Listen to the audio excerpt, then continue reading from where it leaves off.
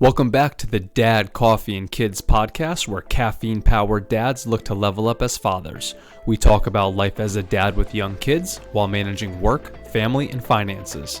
That said, grab another cup, and I'll see you on the other side.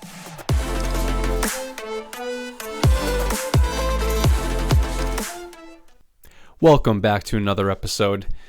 All right, dads, do you ever find yourself completely freaking out over something that didn't turn out how you had it planned?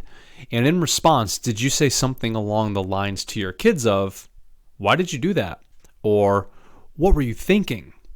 Not only do these phrases not work, but they often insinuate to your kid that you can continue doing whatever it is that you scolded them for. And the reason is because they got a reaction out of you. Now, today we're going to talk about essentially how not to freak out in those moments and how to lead and help your kids better understand why what they had done is not okay.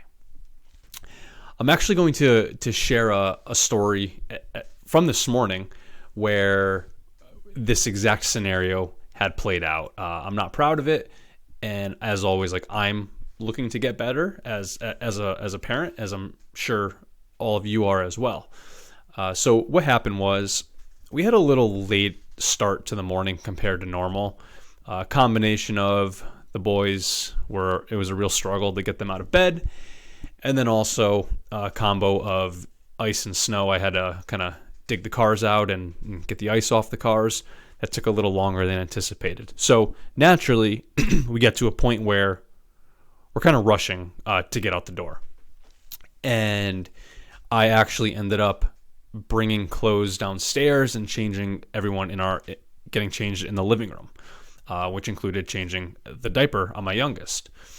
And backtrack slightly, we had oatmeal for breakfast, and then my oldest he was asking me as late as last night. He has these applesauce pouches. He loves them. We normally save them for after school snack when they get home, along those lines. But by the way, we get the organic ones. Highly recommend it because there's a lot of fillers in some of the other brands, but the organic ones generally are just apples, which is good. But so he even woke up asking for this applesauce pouch. So I gave it to him. So I'm changing my youngest, changing his diaper.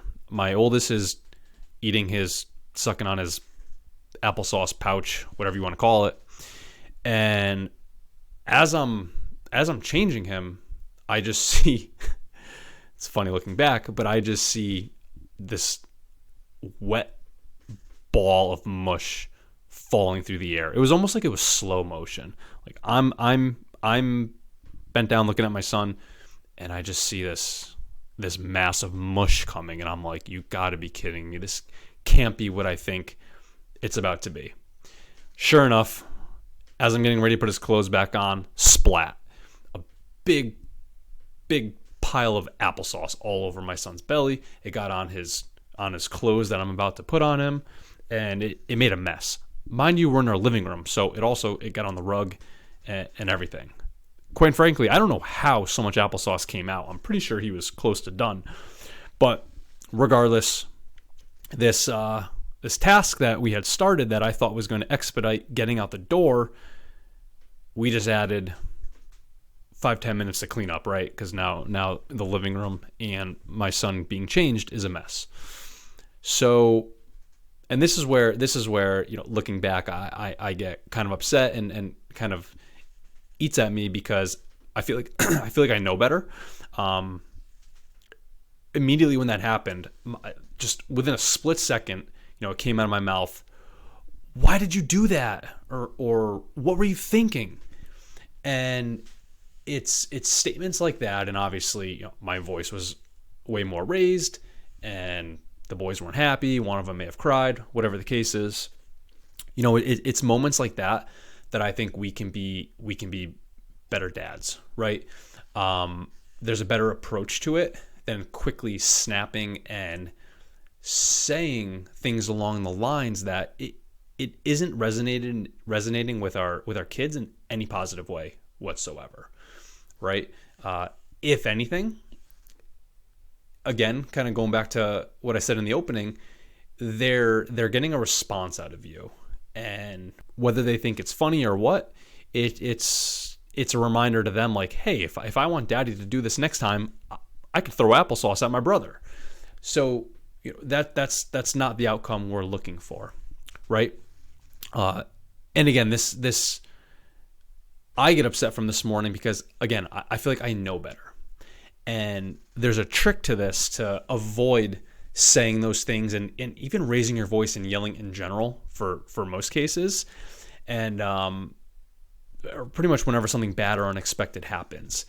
And the trick is very simply to just take a deep breath. I know that sounds simple, but it's true.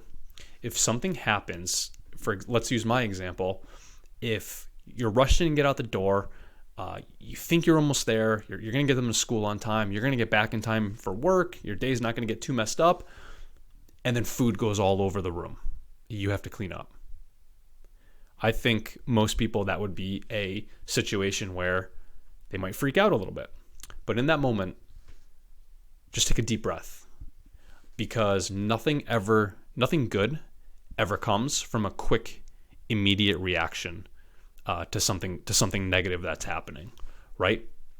That deep breath that you take, that 2 or 3 seconds, can make the difference between you staying calm, collecting your thoughts, and being able to produce language and a lesson that comes out of your mouth that, again, is going to more so resonate, help and lead your kids in the right direction, not to make a mistake like that again, but not to do something that they shouldn't be doing, right? So when this happens, go ahead, take a breath, right? Take a breath and ask them, stay calm, and ask them questions in a calm manner, okay? So for example, let's use my example for a second here. So what I could have done better was, when I saw that flying mound of applesauce come splatting down on my son, I could have taken a breath, looked at my son, my older son, and been like, can you tell me why you felt the need to drop all that applesauce on your brother? And just see what he says. He might say, because. And then that kind of, when the word because comes out, then it turns into a why. Why? Because. Why? And you don't really get anywhere, right? But it's not necessarily about that. It's about your response and how you handled the situation, okay? So again, stay calm. Can you tell me why you felt the need to do that? Or how about, I know you felt the need to spill applesauce on your brother, but we don't do that to other people, because then they have to go and take a bath.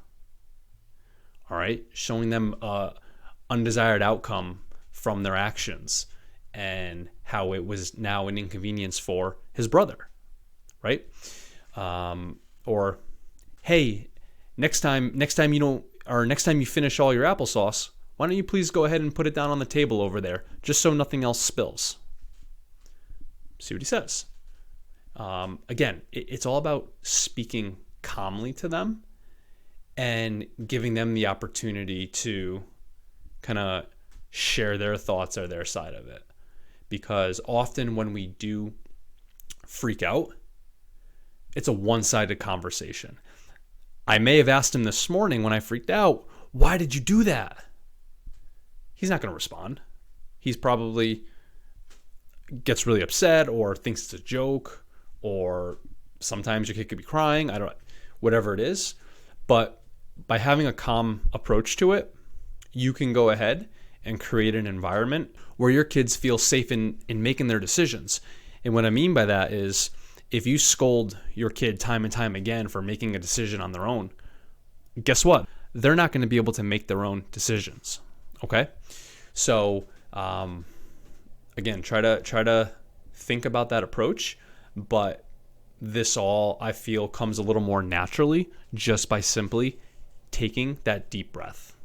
Okay? Way easier said than done, I feel like I know this pretty good, and I often do this technique. I find myself taking a lot of deep breaths, but this morning it slipped, right? Whether I forgot or was just caught up in the moment, we're not perfect, but every night my wife and I talk about, like, as parents, things that went well, things we think we could do better. We ask each other for their. She'll ask me for my opinion. I'll ask her for hers, what she witnessed, and again, just like how we can constantly be better. And that's what we're all here for, right? That's what this podcast is about. That's why you listen. And hope everyone learned something today. Go ahead and let me know, depending on how you're listening to this, in the comments, how it works for you. If you implement something like this today, or if it's something you're going to try, and if you do try, how did it go? And if you're having any real issues with it and your kid's just not listening, shoot me a DM. Well, we can talk about it. But I think there's going to be more podcasts to come on this, more episodes. I know it's a topic that's really resonates with all. So, well, until next time, I'll see everyone at the next episode.